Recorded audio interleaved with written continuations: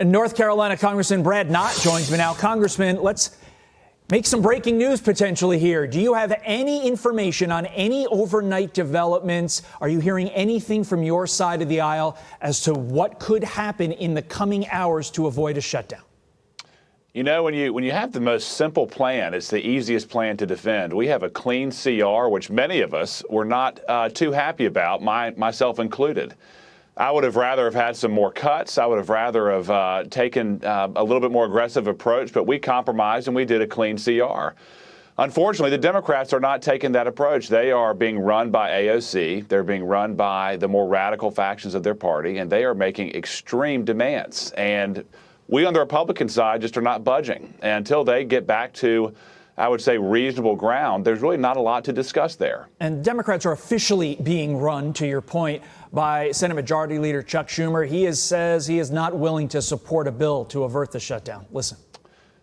You know, they say give us 45 days. We've had since March. We've had 45 days and 45 days and 45 days and 45 days. They don't want to do this, the Republican leaders, because they're right wing. It'll divide their party. All right, Congressman, at the end of the day, one party is going to have to cave. So why are Republicans like you so confident that at the end of the day, the party that's going to cave is going to be Schumer, Jeffries, and the Democrats? Well, look, the House leadership has been very clear. We are working through the appropriations process here. We are going through line by line, trying to build out a proposal. And what we did, it's a clean CR. It's a 20-page document. It is what the Democrats did almost a dozen and a half times when Joe Biden was president. It's the most reasonable. It's the most efficient. It's a compromise.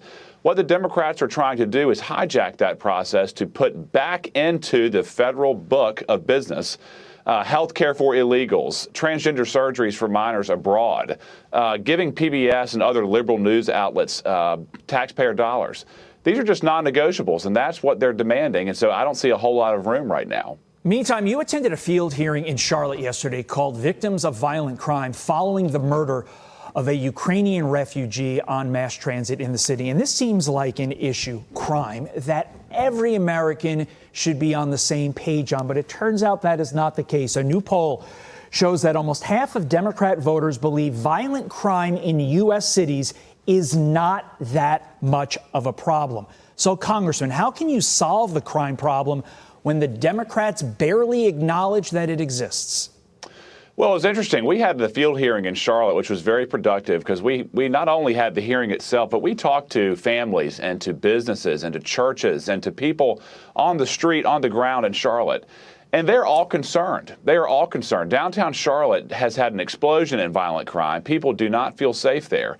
And that's not a partisan issue. Unfortunately, the grisly murder of Irina on the public transit system brought a light to it. But the Democratic Party has a stronghold on Charlotte, and their policies are not making those citizens safer, and we put the light on that yesterday.